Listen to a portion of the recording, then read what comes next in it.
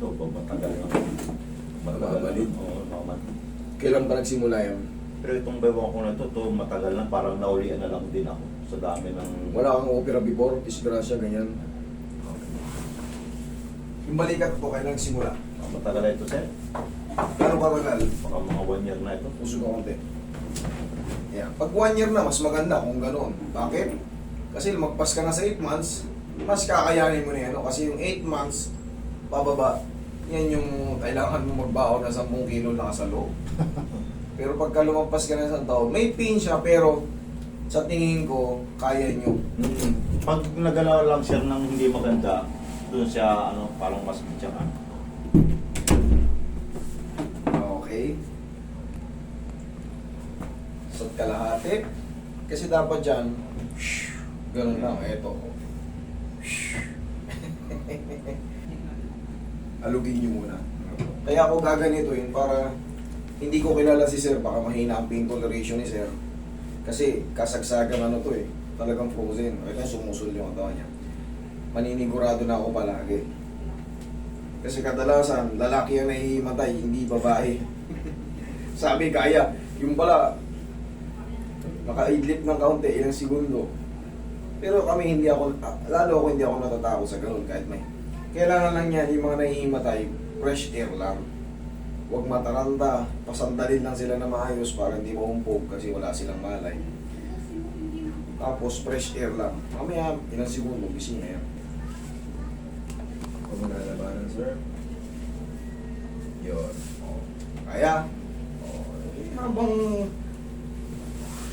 higa ka matagilid, pabalikan ko yung main event para sigurado tayo hindi ka masasaktan. Smooth lang yung magiging natin, adjustment. Patagilid, bossing. Para kasi yung balakang mo matamay na. Relax lang. Kabilang side.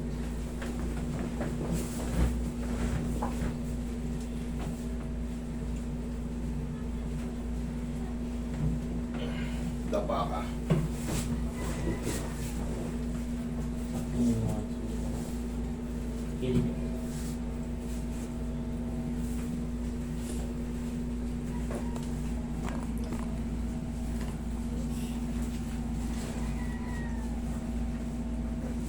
Relax na kung lalabanan. Yan, lagdag mo na. Thank you. Okay, relax na.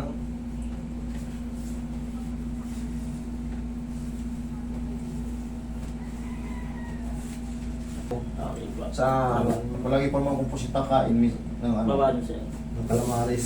Calamares. kaya pala eh. Sa dyan niyo po Doon yung ka ulit, sir. nadadali, bossing. Kaya nga. Hindi, baka hindi mo lang alam. Kailangan kasi mayroon tayong research. Magtanong kung naigugugil naman eh.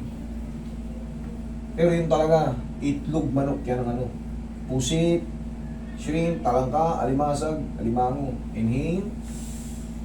Exhale. Down. Tsaka yung bagoong, siyempre. Talagang Oo. sigurado yan, bagoong. Hindi ako nakakain, no? Patis. Patis-patis na yan. Ayan, kakakain ko na dati nung nung pusit. Wala pa ba tigil ang kain ng pusit kung may pusit? Kala mo, hindi malansain ha. Yan ang malansa. Kaya ko lang pinopokus dun sa itlog manok kasi yung Oo. pangkaraniwan na kinakain natin. Yan dati, nung Pangkaraniwan. itlog sa umaga. Yan, itlog Manok. sa umaga. Tapos ikaw siyempre, kung ikaw naman ay may skin disease, ganun yun. Pero matagal Iiwas. Baka Pero kung wala ka naman, healthy kasi ang itlog. Kaya naman natin pinaiiwas si Sir sa malansa dahil nga allergy. nagre-trigger yung niya allergy. Pero- Sira na hindi ko ni Sir eh. yung sirana. Kaya pala hindi na Pero ang problem ni Sir, ito, frozen yan. shoulder. Titingnan natin ngayon. Kanina hindi maangat. Posing, ito na, pagandahan mo na. Relax na. Ito na yung pinaka-final. Aray. Aray. Thank you. Kunting aray lang naman eh. Aray. Okay na yun. 20 to 30 seconds. Yan na po yung pinaka aabangan natin kirot. Ilang segundo. Ayan na, okay na yan. Kaya nga nasabi ko sa inyo, pag lumampas kayo ng 8 months, may aray siya pero Hindi kagaya na napapanood nyo, lumalaglag talaga rin sa upuan. Nagkakakandirit Oo, dyan. Yung iba, napalakat na ano, pre, yak-yak. Ano ba Hindi, panood ko totoo yun eh.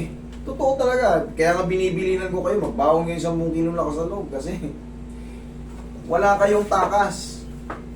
Wala kayong takas. Ipatreat nyo o hindi, pag natabig kayo, ganun din ang ano. Doon na kayo sa isang sakitan. Nasaktan kayo pero Yan, ay. may inaabangan na kayong kagalingan.